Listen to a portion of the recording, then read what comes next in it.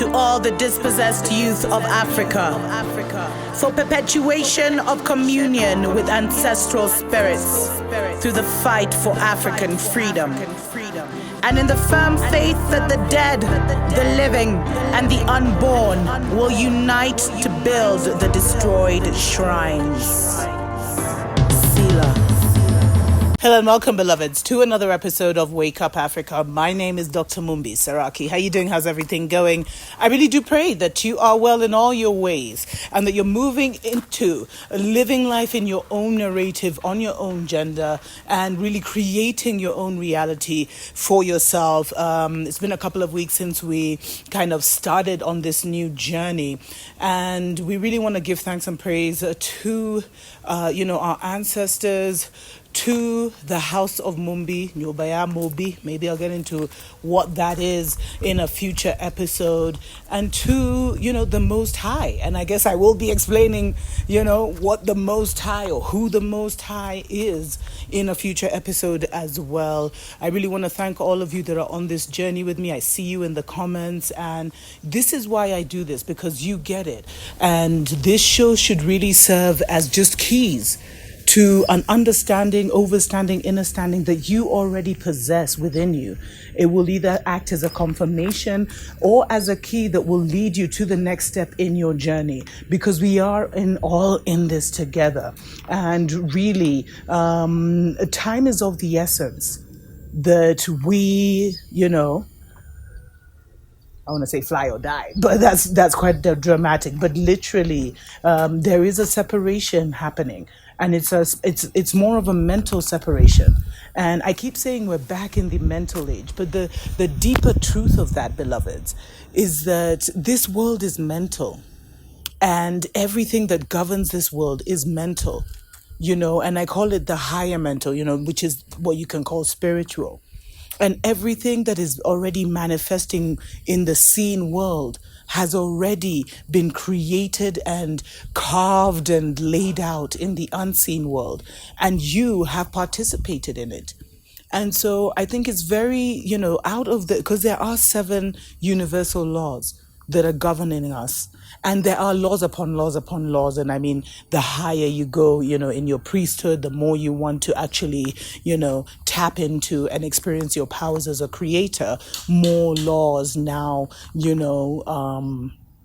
come into play for you. Let me say that. The more you want to practice your healing powers or whatever, more laws become relevant to you as more power is granted to you. But those are definitely stories for other days. For now, at least you have to know the 7 laws. And I love it. Someone in the comments was like, put aside the 10 commandments and just get it together with the 7 universal laws, 7 hermetic laws. And these are just the beginning.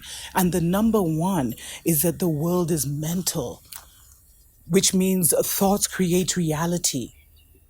And you see, what Babylon did was they took these sacred truths that you kind of have to have an understanding of, and they've written books upon books upon books on it. Whereas these are just truths the world is mental. And if you really meditate on that, because I was really meditating on that the other day, if you really sit and think about that, then you can see why slavery was mental, colonialism was mental, and why there's so much, emphasis on mind control, on defining this mental reality, and kind of using methods of mind control to kind of keep us in this mental prison. Because if you've got me mentally, you've got me every which way. You've got me physically. You've got my life. And if you look at it really deeply, you'll understand, and understand why they keep making slavery movies 400 years later. Why they keep on this narrative of like, there were no black people in the Americas before, the very first ship called Jesus, by the way, took slaves there. I mean, why they keep this narrative and how they're literally mind controlling and shattering us. Because you see, history should only define where you're at or give you, poles, but it isn't who you are. who you are and what we are in this reality is totally different. And I'm not putting aside what what our ancestors went through during colonialism, etc., etc. But you have to ask yourself, why does the Mzungu keep that story as the main story when some of us have been here for millions of years? That's why I say we're ancient ones. Why have they hijacked every story and whitewashed every story? Why does it matter so much to control the narrative? It's because the world is mental.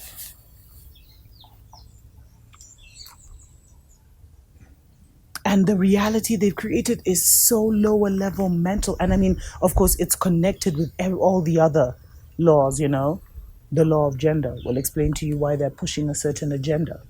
Oh, that kind of right. Anyway, serious note. If you look at the law of correspondence, as within, so without, as without, so within, it will make you overstand and understand why they're focusing so much on bombarding your body and bombarding, your mind or your spirit, and kind of attacking you from both sides in order to try and transform you. Because the world is mental. And if you and we're out of our freaking minds, beloveds. Many of us are out of our freaking minds. But, if you are highly favored, if you chose yourself and you chose a good counsel to rock into this world with, then you've been awakening to the mind control and to the manipulation, and you're starting to overstand and understand some very deep things about what has happened. But you see, it's not about anything going on physically, beloveds, which is why I've been saying ever since I started on YouTube, we've got to control, claim, and change the narrative. The first step is to even just control our narrative right now, because this is impacting the capacities and limit, of our children, and putting fake mental limitations on them that aren't real. So the very first universal principle you need to understand and overstand and understand is that the world is mental. And then you will understand why so much has been done to control your story. And how important it is for you to create a new story for yourself and not hop onto any story, because so many things have been corrupted, beloved. Let's take a short break. We'll be right back. Tuko pamoja. Wake up, Africa. Welcome back, beloveds, to the Dr. Mumbi Show, Wake Up Africa. My name is Dr. Mumbi Saraki. Thank you so much for joining us on Dr. Mumbi Live. Be sure to subscribe, like, and share. We're delving deep spiritually. Right now, we're just kind of setting the foundation. And for many of you, I mean, if you don't understand what I'm saying, then this is not for you. But there is a tribe out there. There is a family out there.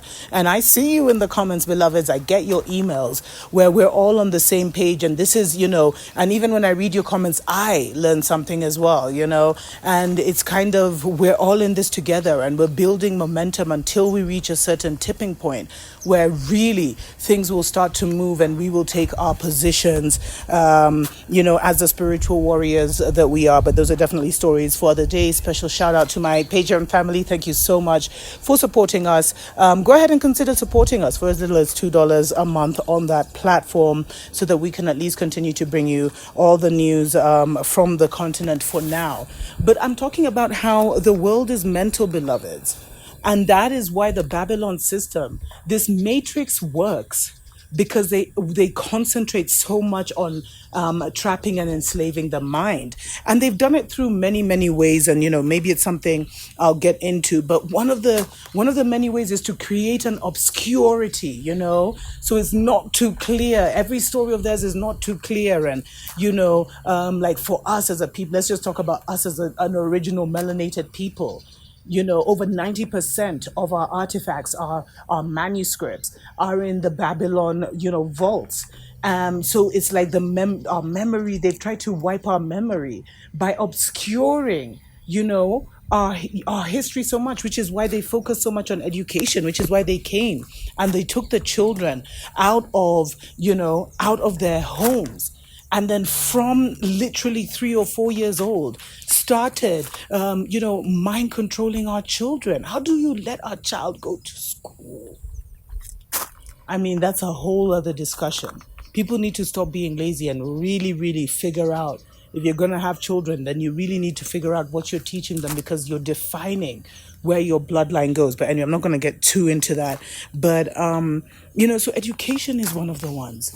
And then they taught our children, they taught our parents to hate their parents and to find them superstitious and weird, and so they shut out a part of themselves. Because if everything is mental, then literally, beloveds, everything is you. It's your storyline. And so really, to be able to not be stuck here, because it's your mind that makes you stick here like glue. And you have to make yourself mentally agile and come back to yourself. Because it's like many of us are out of our freaking minds. Like literally, we're out of our minds. Like if you even think, if you even see the rationale of how that people are thinking. And so you need to come back to yourself. You need to come back to your mind. That's what you should be praying for. Because they got your mind with all these stories, and then they put, they booby trapped your mind. And they put side doors, so you'll try walk out, and then you'll be, a magnet will pull you through the side door back in. They get you through fear and guilt, where you even feel, if you question any other God but me, you will go to the pit of hell. Those kind of things. I mean, it's such an infantile thinking. And it's because they've created this obscurity around humanity and who you are and where your ancestors are, because we have hook, line, and sinker given them our narrative and said, here, write it for us. And a lot has been done. It's not something that was done, in a simple way. A lot has been done to divide and conquer and shatter the kingdoms we have built. And seriously, as a melanated people, we are almost like the last frontier. And you can see how they're coming for us.